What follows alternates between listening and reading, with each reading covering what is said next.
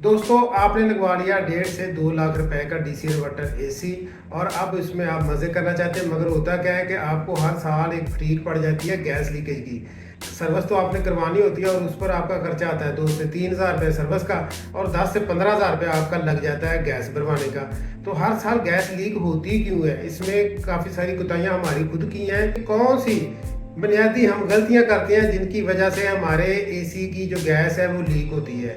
तो चलें शुरू करते हैं आज की वीडियो। उससे पहले मेरा चैनल जो है इसको सब्सक्राइब कर लें और बेल आइकन का बटन भी ऑन कर लें। जी दोस्तों, तो सबसे जो पहली रीज़न है वो ये है कि आपने 1.5 लाख का 1.25 2 लाख का एक डीसी इन्वर्टर एसी खरीद लिया।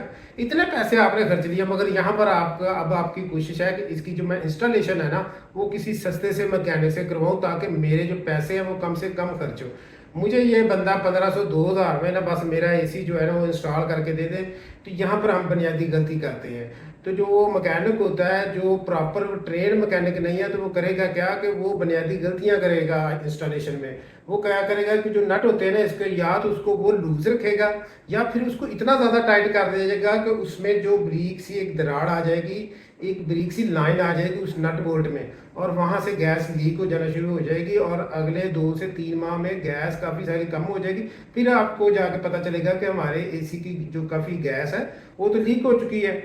तो वो फिर ये भी करते हैं, वो इंस्टॉलेशन जब करते हैं आपका इंडोर लगा दिया, आउटडोर छत पे लगाया, पाइप लगाए, अब उनमें कोई जोड़ आ गया कि आपका आउटडोर बहुत दूर पड़ा हुआ था, तो वहाँ पर जो जोड़ है उसको वो लगाते वक्त बाद में एसी की जब गैस ऑन करते हैं तो उसको वो सर्फ के पानी से चेक नहीं करते कि कोई बबल्स बन रहे हो, पता चल जाए कि कहीं गैस तो नहीं लीक। नहीं, वो तो काम मका के आपका काम खत्म करके जाने की करते हैं कि हम यहाँ से 1500 2000 पकड़े, एसी हमने लगा दिया है। तो वो दिहाड़ीदार होते हैं, जिस तरह ईद पर आपको कसाई दिहाड़ीदार मिलते हैं ना, प्रॉपर कसाई और होते हैं, तो इसी तरह दिहाड़ीदार मैकेनिक भी है जो 1500 2000 में आपका एसी इंस्टॉल करते हैं और आप उससे नुकसान उठाते हैं और आपके एसी की गैस जो है वो लीक हो जाती है।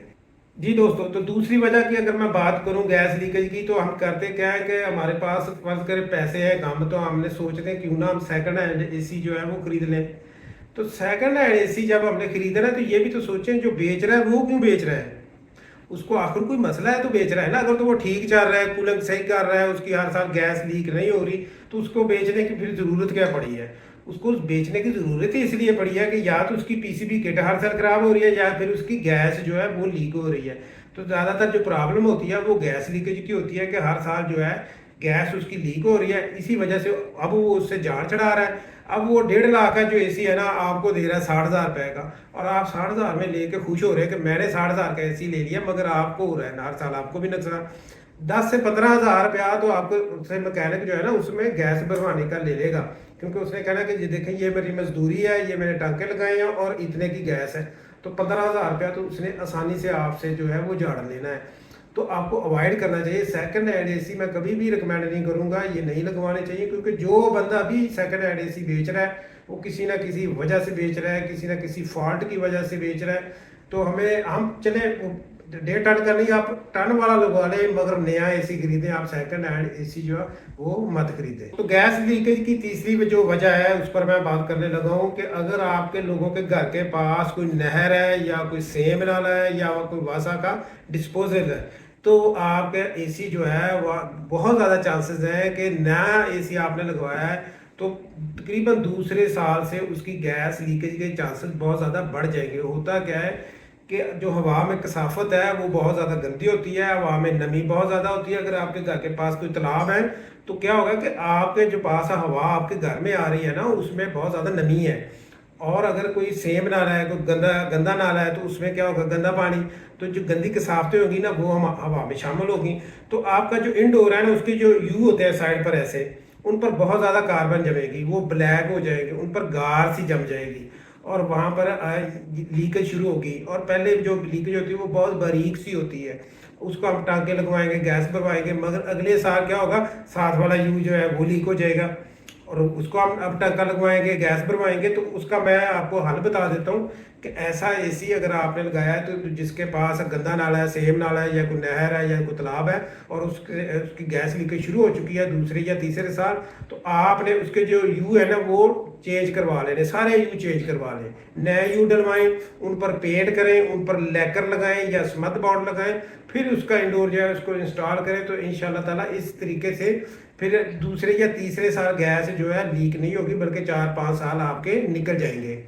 जी दोस्तों, तो एसी के गैस लीकेज की एक और वजह भी है, वो वजह है वाइब्रेशन के। जो आपने आउटडोर छत पे लगाया है ना, वो वाइब्रेट कर रहा है। जब वो वाइब्रेट करेगा ना, तो वाइब्रेशन से जो आपके नट बोल्ट हैं, जो आपके जोड़ हैं, वो आस्ता आस्ता हिलने शुरू हो जाएंगे।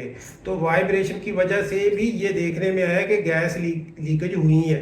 तो जो वहाँ पर देखा होगा कि आपके आउटडोर के साथ एक बड़ा नट लगा होता है, एक छोटा नट लगा होता है, तो वो दोनों गैस का, एक गैस से इन है, एक गैस आउट है।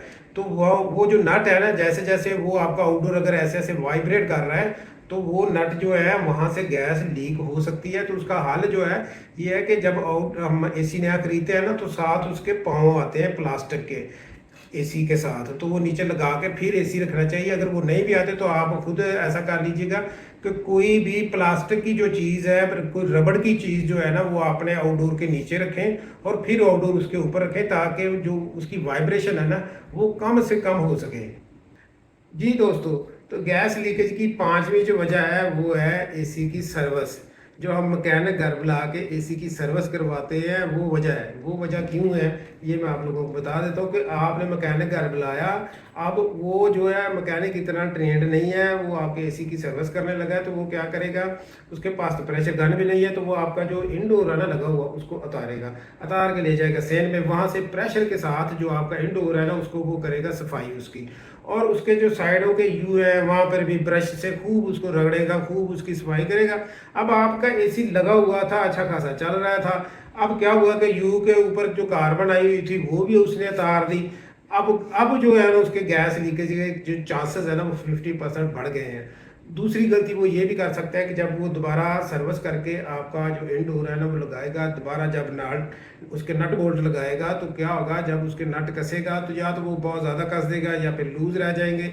मैंने तो यहाँ तक देखा है कि जो सेंट्री में इस्तेमाल होती है ना, वाइट कलर की टेप, जो टूटियों वगैरह के आगे कसने के लिए इस्तेमाल होती है ताकि पानी लीक ना हो, तो मैंने तो ये देखा कि मैकेनिक यहाँ पर भी बोल्ट के नीचे जो उसको लगा रहे होते हैं, नट के नीचे जो चूड़ियाँ होती हैं उस पर लगा रहे होते हैं, फिर ऊपर जो है उसका नट जो है वो कस रहे होते हैं, हालांकि इसकी बिल्कुल ज़रूरत नहीं होती। तो ये जो अनट्रेंड है हमारे टेक्नीशियन है, ये उनकी मेहरबानियाँ हैं। तो उनकी मेहरबानियों से भी कई दफ़ा हमारे जो एसी की गैस है वो लीक हो जाती है, उनकी कोताहियों की वजह से, कि वो सही तरह से उन्होंने लीकेज चेक नहीं की। एसी सर्विस करने के बाद जब दोबारा उन्होंने इंस्टॉल किया तो प्रॉपरली उन्होंने हर चीज़ चेक नहीं की, तो उसकी वजह से भी होता क्या, वो अब सर्विस करके चले गए। अब हम कह रहे होते हैं कि वाह वाह वाह बड़ा मज़ा आ रहा है जी, हमारा एसी तो बहुत कूलिंग कर रहा है। मगर होता क्या है, जब 20-25 दिन गुजरते हैं तो कोई ना कोई उसका यू जो है वो लीक हो जाता है, या ब्रीक सी उसमें लीकेज जो होती है पहले दिन से स्टार्ट हो चुकी होती है। तो आस्ता आस्ता आस्ता जब गैस कम होती है तब हमें पता चलता है कि हमारी एसी की जो गैस है वो तो लीक हो गई है। तो दोस्तों, ये मैंने आप लोगों को अवेयरनेस दी है, आप लोगों को गाइडेंस दिया है कि ये वजूहत होती हैं हमारे एसी की जो गैस है उसकी लीकेज की। और साथ मैंने आपको प्रिवेंशन भी बता दिए हैं कि हमने इससे प्रिवेंट कैसे करना है, गैस लीकेज से हमने बचना कैसे है। ये तरीके भी मैंने आप लोगों को साथ साथ बता दिए। उम्मीद करता हूँ आप लोगों को मेरी वीडियो पसंद आई होगी। मेरा चैनल सब्सक्राइब कर लें और बेल आइकन का बटन भी ऑन कर लें।